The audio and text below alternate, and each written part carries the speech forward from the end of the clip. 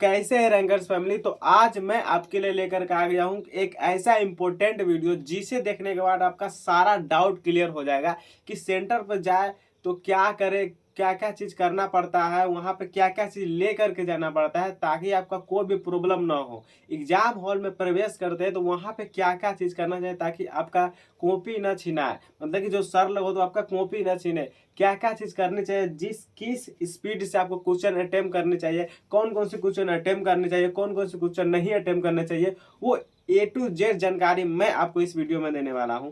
तो आप हमारा चैनल पर नए हैं तो चैनल को जैसे सब्सक्राइब कर लीजिए और बेल आइकन को भी दबा लीजिए ताकि इस प्रकार के हर एक आने वाले वीडियो आप तक डायरेक्ट पहुंच सके। तो सबसे पहले आपके स्कूल में आएगा एडमिट कार्ड, जिसे आप ले लीजिएगा और वहां पर ही लिखा रहता है कि कौन से सेंटर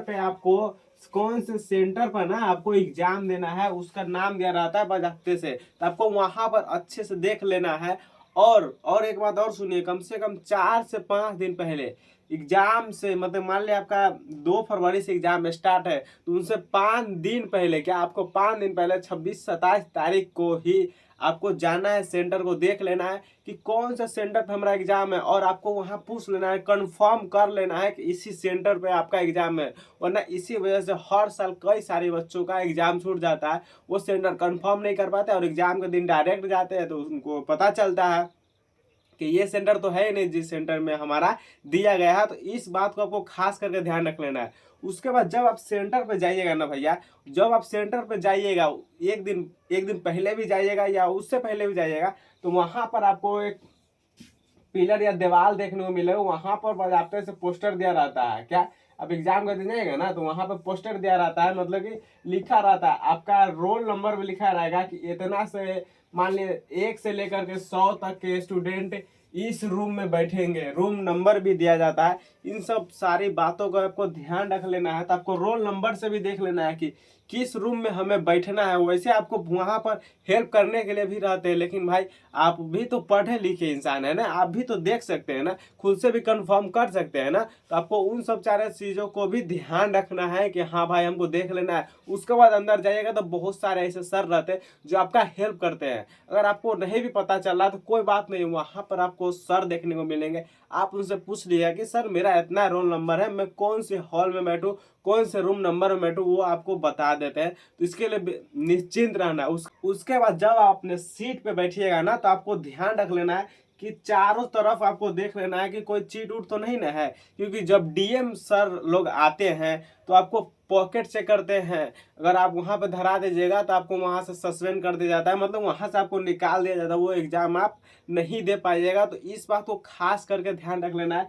कि चारों तरफ आपको चीट रख लेना है और अपने पास तो चीट बिल्कुल भी नहीं ले जाना है। क्या, और अपने पास चीट बिल्कुल भी नहीं ले जाना है, इस बात को आपको ध्यान रख लेना। वरना अगर आप पकड़े जाएंगे तो आपको वहां पर सस्पेंड कर दिया जाता है।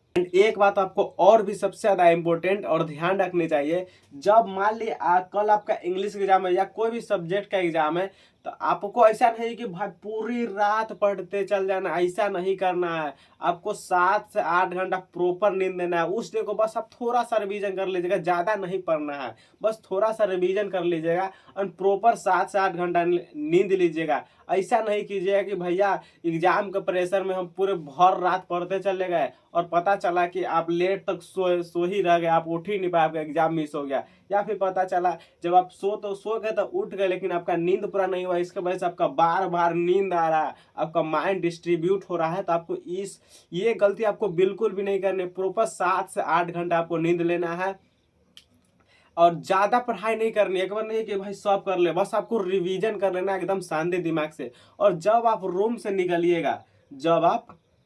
निकलिएगा ना तो ऐसा नहीं कि भाई दोस्तों से एकदम होते हैं ना, एकदम फनी तरीके से बातें करना, कहीं कहीं के बातें करना, जहां तहां के बातें करना, टेंशन वाली बातें करना, वैसा नहीं करना है। आपको एकदम रिलैक्स होकर के रहना है। क्या, आपको एकदम रिलैक्स होकर के रहना है, किसी से बातें होते नहीं करना है भाई, आराम से जाना है। आपका माइंड एकदम खाली रहेगा ना, वहां पे जो भी क्वेश्चन आएगा आपको डायरेक्ट माइंड में घुसेगा और पता चलेगा कि हाँ इसका आंसर ये है, तो आप डायरेक्ट लिख सकते हो। उसके बाद सेंटर में आप प्रवेश करिएगा तो किसी से भी नहीं बोलना चलना है, ज्यादा बकवास नहीं करना है।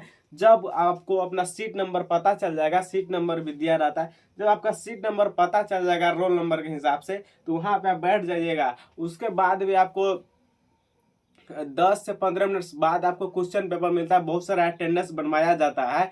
तो वहां पर ऐसा नहीं है कि आपका जो फ्रेंड रहता है या कोई अदर स्कूल का बच्चा रहता है, तो ऐसा नहीं है कि उससे आप बातें कर लेना, बात नहीं करना, थोड़ा मोड़ा कर सकते हो, ज्यादा बात नहीं करिएगा वरना आपका माइंड डिस्ट्रीब्यूट हो जाता है, आप हुलहुला जाइएगा, बेचैनी सा छा जाएगा आपके माइंड में, आपके पास कुछ नहीं टकराएगा। तो आपको इन सब चीजों से ध्यान रखना है कि ज्यादा किसी से फालतू की बातें नहीं करना है, बातें करने से बचनी है, जितना कम हो सके उतना बातें कम करनी है, ज्यादा बातें करने की कोशिश नहीं करनी है। एंड फाइनली उसके बाद जब आपके पास क्वेश्चन पेपर आएगा ना, उसके बाद जब आपके पास क्वेश्चन पेपर आएगा, तो आपको रिलैक्स होकर के पहले उसको पढ़ना है, उसके टर्म एंड कंडीशन को पढ़ना है कि क्या कहा जा रहा है। उसके बाद सेक्शन ए में क्या, उसके बाद सेक्शन ए में आपको क्या देखने को मिलेगा, ऑब्जेक्टिव देखने को मिलेगा। क्या ऑब्जेक्टिव देखने को मिलेगा ना सेक्शन ए में? कितना देखने को मिलेगा भैया? अगर आप मैथ का एग्जाम दे रहे हैं, हिंदी का एग्जाम दे रहे हैं, इंग्लिश का एग्जाम दे रहे हैं, उर्दू का एग्जाम दे रहे हैं, तो इसमें आपको 100 ऑब्जेक्टिव देखने को मिलेंगे। अगर आप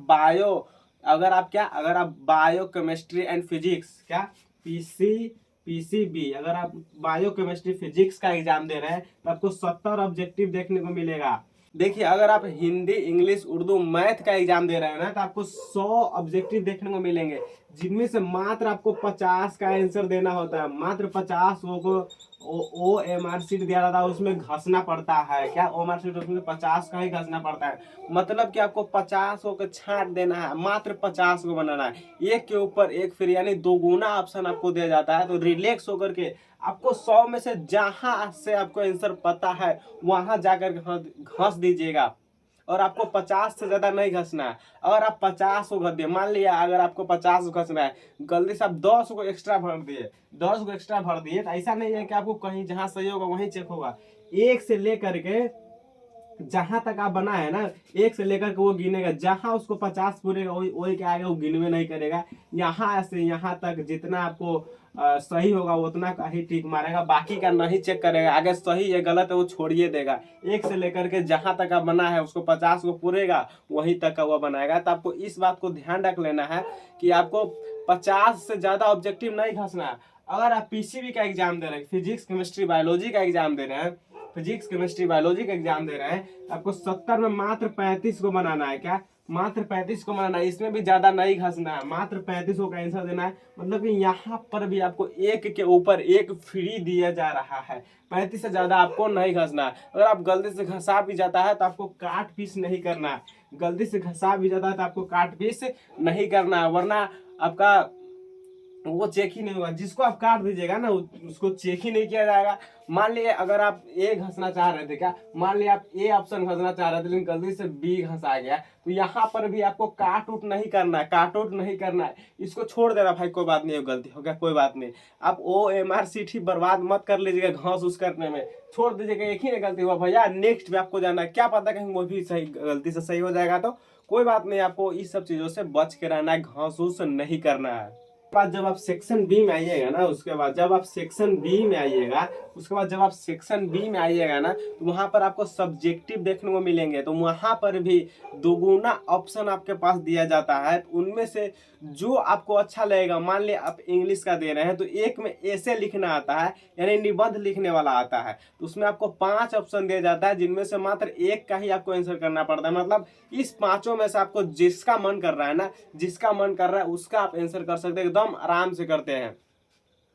तो यह वीडियो कैसा लगा आप कमेंट बॉक्स में जरूर बताइएगा। और अगले इस टॉपिक पे वीडियो आने वाला है कि आप एग्जाम हॉल में कॉपी को कैसे लिखेगा ताकि एक नंबर भी आपका नहीं कटने वाला है। तो इस वीडियो को आप अपने दोस्तों को ज्यादा से ज्यादा शेयर करें ताकि उनको भी ये जानकारी प्राप्त हो सके। तो मिलते हैं अगले वीडियो में, तब तक के लिए जय हिंद।